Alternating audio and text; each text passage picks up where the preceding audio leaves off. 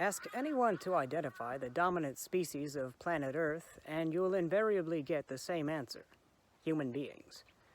But for all our perceived superiority, we are ultimately just as vulnerable to the forces of nature as any other creature. In many ways, even more so. In a recent video, I highlighted Hachijojima and its place in the history of Japanese science fiction. This time, I'd like to take you on a little tour of what was once a crown jewel of local enterprise and offer a small taste of Mother Nature's indomitable will. I'm Tyler Martin, and this is Monsters from the Id.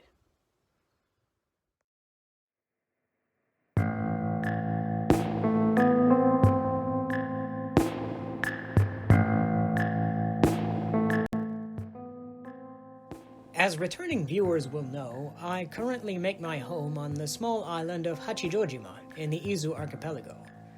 In the 1960s, with international travel a relative rarity for most Japanese, the government promoted this paradise as the Hawaii of Japan, and tourists flocked to the island in record numbers to bask in its breathtaking beauty. At the height of Japan's post-war economic miracle, in April of 1963, the Hachijo Royal Hotel opened its doors to visitors. Sporting beautiful grounds, grandiose architecture, and luxurious accommodations, this resort was a feather in the cap of the island's tourism industry. Located just a short walk away from my own apartment, it still holds a captivating allure today, though for quite different reasons. In the intervening years, beset by an economic downturn and the growing ease of global travel, Hachijojima's appeal began to wane, and the Royal Hotel suffered the inevitable consequences. After changing hands and names a number of times, the resort finally closed its doors for good in 2006 and was abandoned. The effects of the island's unforgiving climate have been devastating. I let the images speak for themselves.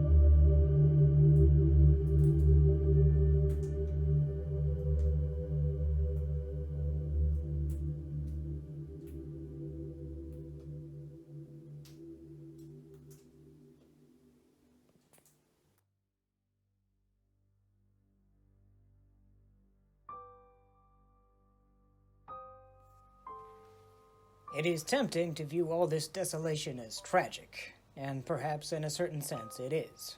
It's become natural for us as humans to view ourselves as masters of the earth.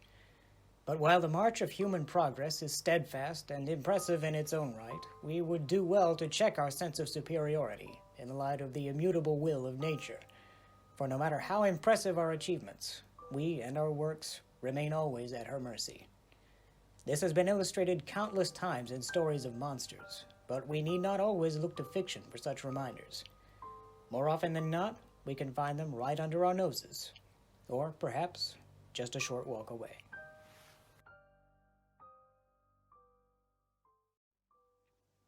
Before I go, I would like to thank all of you for the tremendous response this channel has gotten so far. Every view, every like, every subscription helps Monsters from the Id to grow. Your support is appreciated more than you know. If you have any thoughts or requests for topics you'd like to see me cover in the future, I'll be glad to lend an ear. After all, the channel can't survive without you. Once again, thank you for joining me. I'll see you next time.